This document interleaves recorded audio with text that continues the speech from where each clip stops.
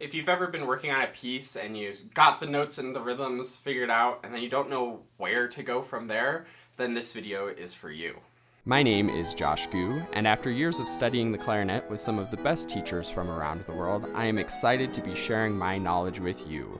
So go to QuickStartClarinet.com or check the description on this video to see all of the wonderful resources I have to help you reach your clarinet dreams.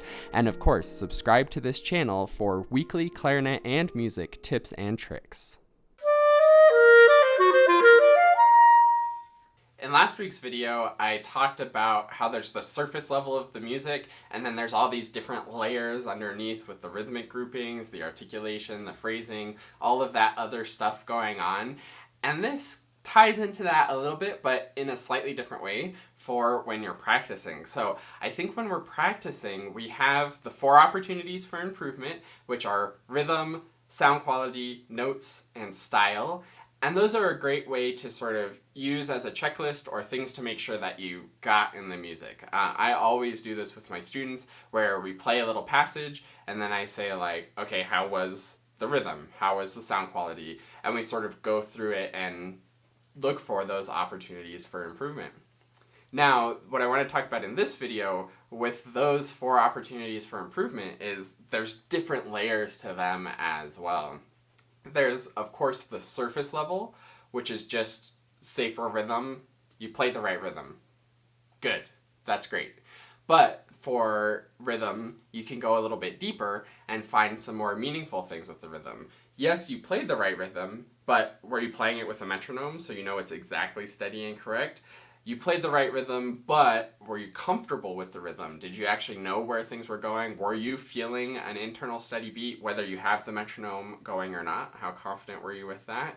Yes, you played the right rhythm, but did you have good rhythmic groupings? Were you playing just sort of robotically, da, da, da, da, da, da, da, da, da, da, or were you actually leading that rhythm forward to the beat the way it should? D, da, da, D, da, da, D, da, da, D. Did it feel like it had that forward momentum and that nice grouping? So that's an example for rhythm. I'll give a quick examples for the other 3 as well, but this is just to give you an idea of what I'm talking about here with you can get the surface level right, but there's so much deeper to get on each of those opportunities. So let's go over sound quality really quick. So there's the surface level of sound quality, like yes, all the notes came out and they sounded okay, but we can go deeper. Yeah, they sounded okay, but did they really connect to each other? Was it really even sound quality across the registers, across the bigger intervals, even just from step to step? Was it all even and precise that way?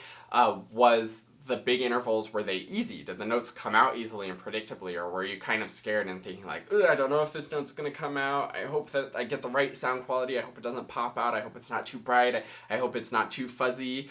Or were you really confident and in control? So those are some ways of looking at sound quality a little bit deeper. Also, this is a little bit in style too, but also in the sound quality, like when you were playing louder, did the sound quality stay together? When you were playing softer, did the sound quality stay focused and full enough? Going on to notes, this one's maybe has the most opportunity and the most discrepancy between surface level and the deeper stuff. The surface of the notes is just like, yep, I played the right notes. This is something that like almost everybody gets. Everybody is worried about playing the right notes and everybody figures out how to play the surface level right notes, but there's so much more depth to that. Do you have any idea of how the note groupings are working? Is this a specific kind of arpeggio? Is this a specific kind of scale? Or are you just playing whatever notes happen to appear in the music? Is this something that's are you confident with the notes? Are you confident with the fingers? Is there maybe an alternative fingering that might be better in this situation? Are you actually knowing where your fingers are going, or do you feel like your fingers are trying to keep up with the notes? Do you feel like your finger motion is good? We don't talk about this that much, and it doesn't seem totally intuitive that this is part of notes, but finger motion is a very important part of the notes. If your fingers are relaxed and precise getting to the notes, then you're going to have a much better chance of playing the right notes and confidently playing the right notes. And then finally, style. This one is really never ending. I'd say the surface level of style is just like, I'm doing the dynamics and articulations that are written on the page. That's good. That's a great start.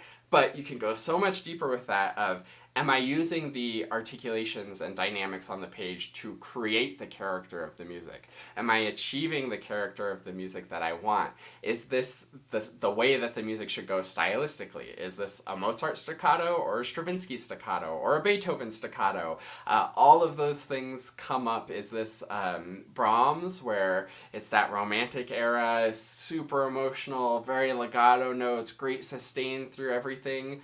Or again, is it Mozart, where it's a little bit lighter, a little bit bouncier, a little bit more dramatic in a completely different way than Brahms? So really thinking about the style of the piece, the historical context, getting exactly the character that you want.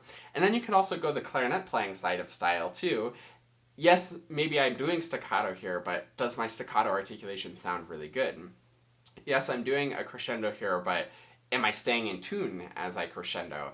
There's so much deeper stuff to be thinking about there. The 4 opportunities for improvement are a great thing to think about as you're working on playing and looking for opportunities to improve and making it better. But they're just categories, they're sort of headings, and then we can think of all of the stuff under that umbrella and go really deeper.